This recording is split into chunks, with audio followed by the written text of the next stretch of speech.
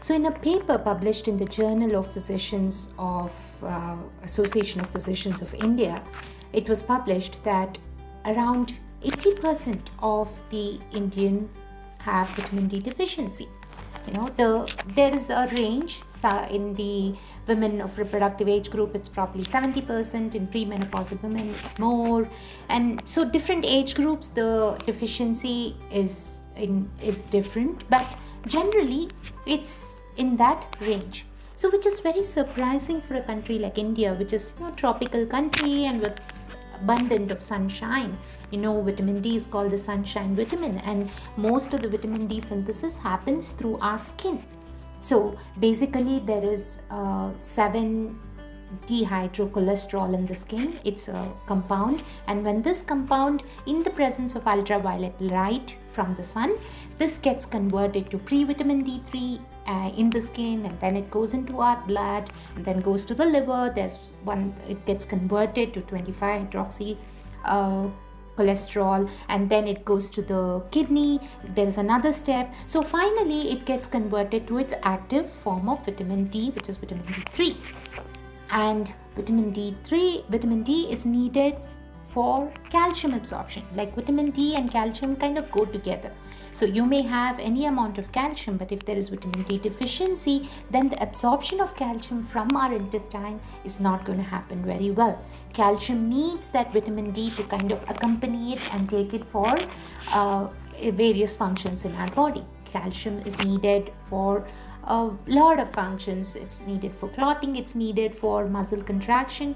There are various functions of calcium in our body, and the levels of calcium in the blood has to be maintained, and that can be maintained in the presence of vitamin D. So if there is deficiency of vitamin D, when the deficiency goes very low, below 20 nanogram per ml, then what happens is there is a hormone, there is a gland called parathyroid gland, which is just sits here in the neck above our thyroid glands. So the parathyroid gland starts producing a hormone called parathyroid hormone, whose function is to keep the levels of calcium in the blood at a particular level. If the parathyroid hormone sees that the level of calcium is falling, it's decreasing, then it goes all over the place to get hold of calcium and dump it into the blood. So which is the source of calcium when in such dire emergencies? Parathyroid goes to the bone. So bone has got a lot of calcium. So parathyroid hormone kind of leaches the calcium from the bone and dumps it into the blood, so that the levels of calcium in the blood begin to go up again to the normal levels. So, but you don't want it. As you keep leaching away calcium from the bone will become more fragile. So you don't want that to happen. That only happens in emergencies. So how do we not let that happen? By keeping our vitamin D levels normal. So what are the sources of vitamin D? As I said, number one source is the sunlight, and that's the most available and the better form of vitamin D. There is also dietary sources of vitamin D. There are plant sources and there are animal sources. Plant sources are called ergocalciferol and animal sources are called cholecalciferol. So there are these two sources also. But the absorption of dietary sources of vitamin D is much less compared to the vitamin D synthesized from the sunlight. So we better off getting this source, right? And then the third form is, of course, vitamin D supplementation. So okay, we talked about what is vitamin D, how is it synthesized, and why is it needed in our body. Another very good reason, especially during times like these when the entire country is down with corona really being in its peak, we need to keep our immune levels really, really good. And vitamin D forms a major part of keeping this immune system healthy, right? How? Because immune cells also have some receptors for vitamin D. So when vitamin D is there, this goes and gets attached to the receptors in the immune cells and it activates the immune cells. So vitamin D is needed for the health of these immune cells also. So if vitamin D levels are lower, then the immune cells may not function that well. This function is known even before corona. Vitamin D has been known to prevent respiratory tract infection, or in people who had tuberculosis or more frequent respiratory tract infections, it was seen that they were vitamin D deficient, and vitamin D supplementation was decreasing the risk of upper respiratory tract infections. So the same is true with corona. So you could supplement with vitamin D, but of course only after consulting your doctor.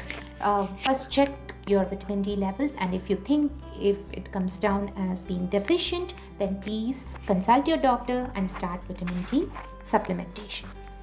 So that is why you need vitamin D levels. One is to maintain the calcium levels and to also keep your immune system healthy, and there are other functions of vitamin D which I don't want to go in detail now.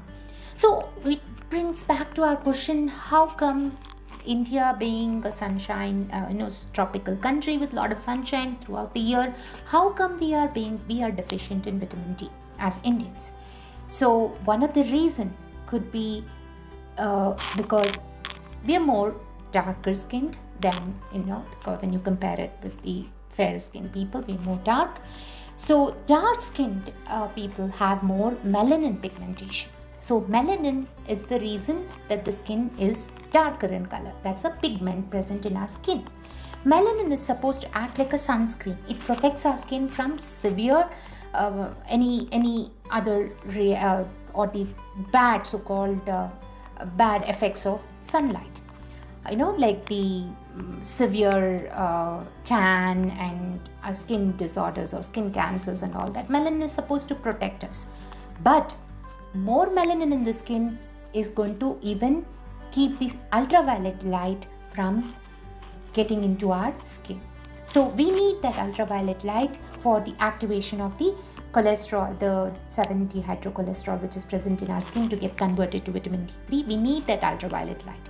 But the presence of excess melanin can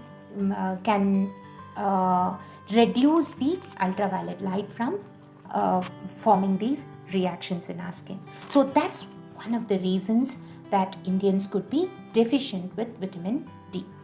Second probably is because we are getting more and more indoors.